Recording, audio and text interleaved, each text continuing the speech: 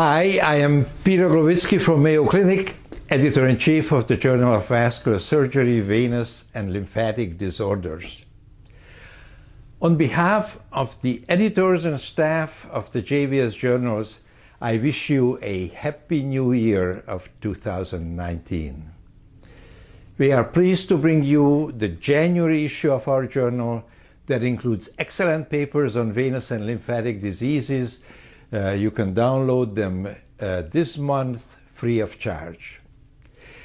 The Editor's Choice article, that's also our CME article this month, is entitled Evaluation of Patency Rates of Different Lymphaticovenous Anastomosis Techniques and Risk Factors for Obstruction in Secondary Upper Extremity Lymphedema.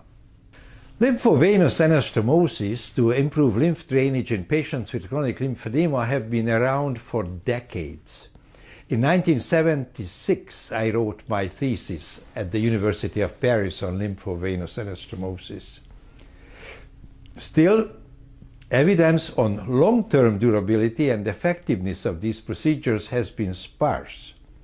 And this paper, authored by Dr. Suzuki and colleagues from Ishikawa, Yokohama, and Okinawa in Japan, is a welcome news since it brings new evidence on efficacy of microsurgical lymphovenous anastomosis in the treatment of lymphedema. 18 patients with secondary upper extremity lymphedema were treated with 67 anastomosis and evaluated at 6 months after surgery. Patency was evaluated with indocyanine green fluorescence lymphography. 6-month patency was low, it was 33%, not significantly different between those who had side-to-end versus those who had end-to-end lymphovenous anastomosis.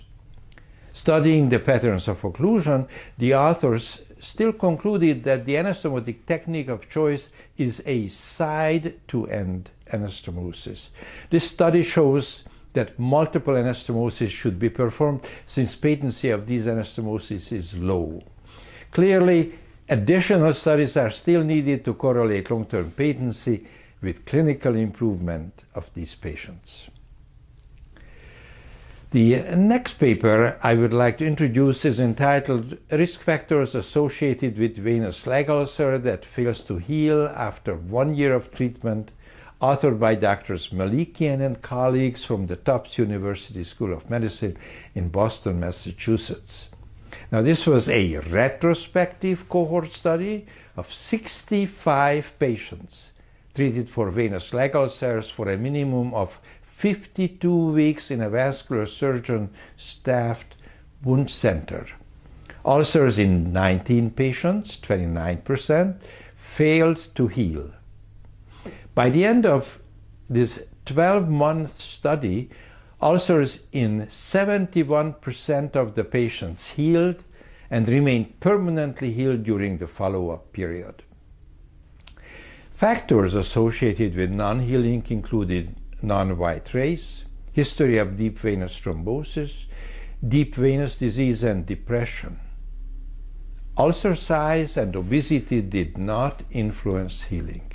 The next paper I'd like to introduce is on characteristics and outcomes of stent occlusion following iliocaval stenting. This is an 18-year retrospective cohort study authored by Dr. Arjun Jayaraj from Dr. Raju's group in Jackson, Mississippi. The study analyzed outcome of iliocaval stents implanted during an 18-year period with the specific aim to determine risk factors for iliocaval stent occlusion, rate of successful recanalization of occluded iliocaval stents, and patency and clinical outcomes of recanalization of occluded iliocaval stents. Of 3,468 iliocaval stents placed between 1997 and 2015, there were 102 occlusions, with 70% of them occurring in post-thrombotic limb and the remaining in non-thrombotic limbs. In the hands of this highly experienced group of surgeons, re-establishment of patency was successful in 84%, with no mortality or major adverse events, with improvement in visual analog scale pain scores and venous clinical severity scores. And with median primary patency of 7 months and median secondary patency of 25 months. The authors concluded that if it's clinically indicated, occluded iliocaval stents should undergo an attempt at recanalization.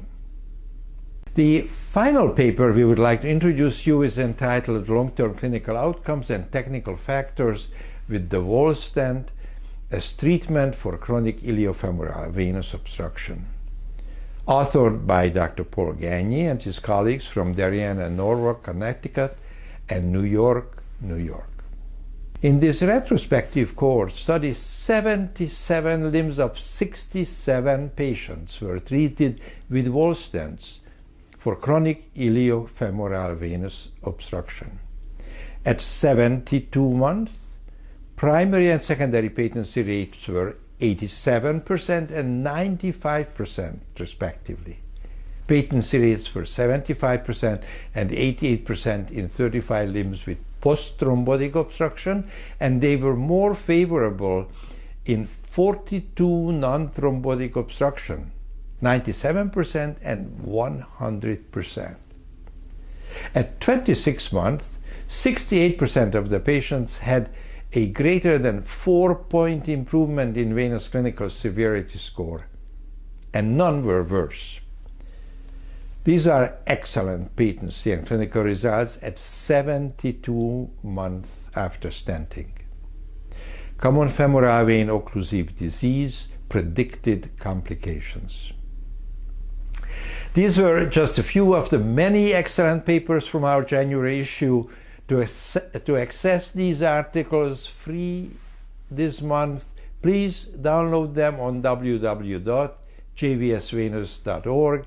Enjoy reading all JVS journals and let us know if you have any comments or suggestions.